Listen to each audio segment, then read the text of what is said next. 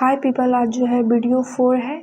इसमें हम पेशवा के बारे में पढ़ेंगे। पहले वीडियो में पहला पेशवा पढ़ लिए थे, बालाजी विश्वनाथ बनते हैं पहले पेशवा। आज जो है पूरा पेशवा के बारे में पढ़ेंगे। तो बालाजी विश्वनाथ प्रथम पेशवा थे। इनका कार्यकाल 1720 से 1740 तक, 1713 से 1720 तक था। इन्हें द्वितीय संस्थापक कहा जाता है।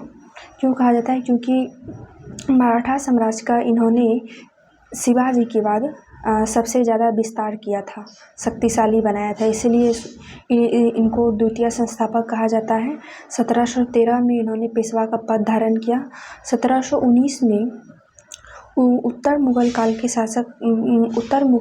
शासक फर्रुख सिंहर को पराजित करने में और सैयद बंधुओं को जिताने में इन्होंने बहुत सहयोग किया था, जिसके परिणाम स्वरूप 1719 में दिल्ली का संधि होता है, जिसे मराठाओं का मैग्ना कार्टा कहा जाता है। क्यों कहा जाता है? क्योंकि इसी संधि में मुगल शासक रफीक उद-दर्जा ने साहू जी को शासक घोषित किया था, इसलिए कहा जाता है। उसके बाद इनका बेटा आते हैं बाजीराव प्रथम। इनका कार्यकाल जो है 1720 से 1740 तक चलता है। इन्होंने हैदराबाद के निजाम, गुजरात क्षेत्र, मालवा के क्षेत्र और पुर्तगाल से संघर्ष किया और सभी संघर्ष में जीत हासिल की।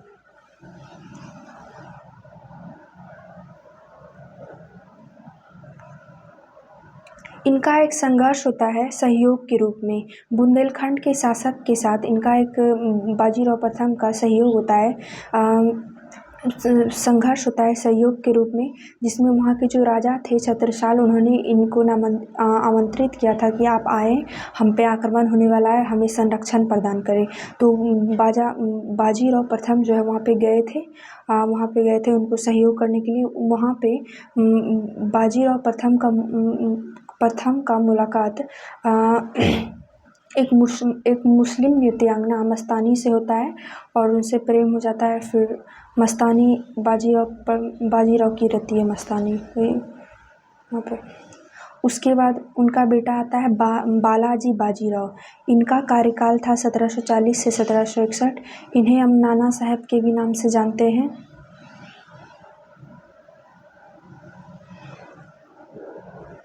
सबसे अधिक मराठा साम्राज्य का विस्तार किया। नाना साहब ने सबसे अधिक इन्होंने मराठा साम्राज्य का विस्तार किया।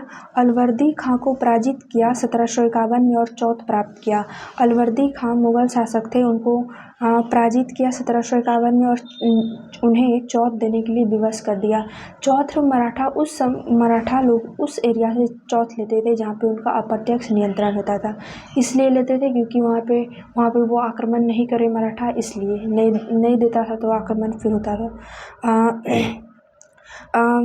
इन्होंने एक अफ़गान के शासक थे अहमद शाह अब्दाली, इनके समय में मुग़ल जो है कमज़ोर हो रहे थे, तो एक अफ़गान का शासक था अहमद शाह अब्दाली। इन्होंने उनको चुनौती दे दिया उनके बेटे को, उनके सेनानायक को और भारत से बाहर खदेड़ दिया। परिणाम स्वरूप 1761 में अहमद शाह अब्दाली फिर से वापस आया और पानीपत का तृतीय युद्ध जिसे कहते हैं वो हुआ। पानीपत का युद्ध हुआ और उस युद्ध में जो है मराठा का पराजय हो गया और इसी पराजय के बाद इनका जो है बालाजी बाजीराव का बहुत दुख हुआ इनको और उसी दुख में मृत्यु हुई। उनके बाद उनका बेटा आया माधवराव। इनका कार्यकाल 1761 से 1772 तक चला। इन्होंने मराठा शक्ति को पूरा बढ़ाया। हैदराबाद के निजाम और हैदर अली, मैसूर के जो हैदर अली थे, उनसे उन्हें चौथ देने के लिए विवश कर दिया।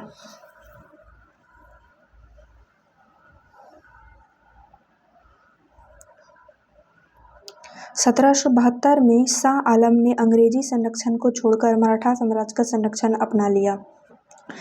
एक मुगल शासक थे शाह आलम, उन्होंने 1772 में अंग्रेजी शासन को छोड़कर यहाँ इस शासन को अपना लिया।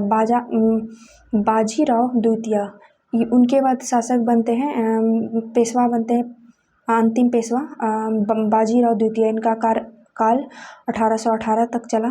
सबसे पहले देखिए कौन आया, बालाजी बाजीराव, उसके बाद बाजीराव प्रथम, उसके बाद आया बालाजी बाजीराव, उसके बाद आए माधवराव, उनके बाद आए बाजीराव द्वितीय। ये बाजीराव द्वितीय अंतिम पेशवा कहलाते हैं, ठीक है। उसके बाद मराठा और पेशवा के मराठा और अंग्रेजों के बीच बहुत सारे युद्ध हुए। प्रथम आंग्ल मराठा युद्ध 1775 से 1782, द्वितीय आंग्ल मराठा युद्ध 1803 से 1805, तृतीय आंग्ल मराठा युद्ध 1817 से 1818 ईस्वी तक। उनके बाद संधि भी बहुत सारा हुआ अंग्रेज और मराठा के बीच। सूरत की संधि 1775, पुरंदर की संधि 1776, सालवाई की संधि 1782। ये जो सालवाई की संधि हुई थी ये प्रथम आंग्ल मराठा युद्ध के समय हुई थी। देखिए प्रथम आंग्ल मराठा युद्ध जो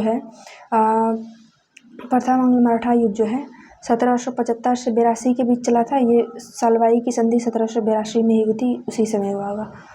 और बहुत सारा संधि होता है। बसीन की संधि 1802, देवगांव की संधि 1803। ये दोनों संधि द्वितीय आंग्ल मराठा युद्ध के समय हुआ था, ठीक है। बसीन की संधि में बाजीराव द्वितीय ने अधीनता स्वीकार कर ली और अंग्रेजी संरक्षण को अपना लिया था। बसीन की ही संधि में बाजीराव द्वितीय ने अधीनता स्वीकार कर ली और अंग्रेजी संरक्षण को अपना जगह दे दिया। फिर आगे देखते हैं और संधि है नागपुर की संधि 1816, ग्वालियर की संधि 1817 और नागपुर की संधि 1816, ग्वालियर की संधि 1817, पूना की संधि 1817, मंदसौर की संधि 1818। ये सब संधि तृतीय आंग्ल मराठा युद्ध के समय हुआ था। ये सब संधि जब तृतीय आंग्ल मराठा युद्ध हो रहा था उसी के समय हुआ था।